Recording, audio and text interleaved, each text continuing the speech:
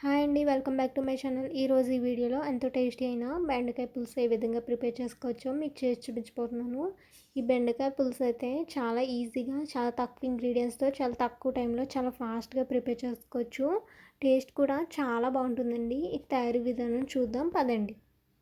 Stove వెలిగించి కళాయి పెట్టుకుని 1 టేబుల్ స్పూన్ ఆయిల్ వేసుకోవాలి. ఆయిల్ బాగా హీట్ అయిన తర్వాత బాయిల్ చేసుకున్న ఎగ్స్కి ఈ విధంగా 3 సైడ్స్ కూడా నైఫ్ యూస్ చేసి నాట్లు పెట్టుకోవాలి. కొద్దిగా ఫ్రై చేసుకున్న తర్వాత ఇందులోకి కొద్దిగా పసుపు, కొద్దిగా సాల్ట్, కొద్దిగా కారం కూడా యాడ్ చేసుకుని అన్నీ కలిసేటట్టు ఈ విధంగా బాగా ఫ్రై చేసుకోవాలి. ఈ విధంగా ఫ్రై చేసుకున్న తర్వాత వేరే సపరేట్ ప్లేట్లోకి తీసుకుని సేమ్ ఇదే ప్యాన్లోకి 2 టేబుల్ స్పూన్స్ ఆయిల్ యాడ్ చేసుకోవాలి.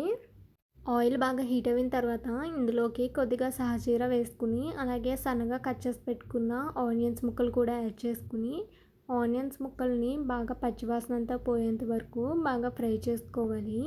ఈ విధంగా బాగా ఫ్రై చేసుకున్న తర్వాత ఇందులోకి చిన్నగా కట్ చేసి పెట్టుకున్న బెండకాయ ముక్కల్ని కూడా యాడ్ చేసుకుంటున్నాను. బెండకాయ ముక్కల్ని కూడా యాడ్ చేసుకున్న తర్వాత ఈ విధంగా ఒకసారి బాగా మిక్స్ చేసుకుని, తర్వాత ఇందులోకి చిటికెడు పసుపు, అలాగే మీ టేస్ట్కి సరిపడగా కారం, అలాగే మీ టేస్ట్కి సరిపడగా సాల్ట్ కూడా యాడ్ చేసుకోవాలి. తర్వాత కొద్దిగా షుగర్ కూడా యాడ్ చేసుకుంటున్నాను, 1/2 టేబుల్ స్పూను. తర్వాత అన్నీ కలిసేటట్టు ఈ విధంగా బాగా మిక్స్ చేసుకుని కొద్దిసేపు ఫ్రై చేసుకున్న తర్వాత ముందుగా నిమ్మకాయ సైజ్ అంతా చింతపండుని తీసుకుని నానబెట్టి ఉంచుకున్నాను వాటర్ పోసి. ఆ చింతపండు రసాన్ని ఇప్పుడు ఇందులో యాడ్ చేసుకుంటున్నాను. ఈ విధంగా యాడ్ చేసుకున్న తర్వాత మొత్తం అంతా కూడా ఒకసారి బాగా మిక్స్ చేసుకుని ఒక 2 మినిట్స్ వరకు మూత పెట్టి బాయిల్ చేసుకోవచ్చు. 2 మినిట్స్ తర్వాత మూత తీసి ఇందాక మనం ముందుగా ఫ్రై చేసి పెట్టుకున్న ఎగ్స్ని, అలాగే సన్నగా కట్ చేసి పెట్టుకున్న కొరియాండర్ని కూడా యాడ్ చేసుకుంటున్నాను. ఇంకా దగ్గరికి అవ్వాలి కదండి, ఒక 5 మినిట్స్ మూత పెట్టుకుని బాయిల్ చేసుకోవచ్చు.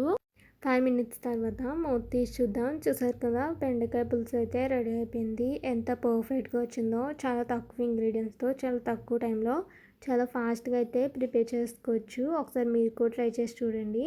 ఆ వీడియో కనుక మీకు నచ్చినట్టయితే లైక్ చేయండి, షేర్ చేయండి, అలాగే సబ్స్క్రైబ్ కూడా చేసుకోండి. Thanks for watching.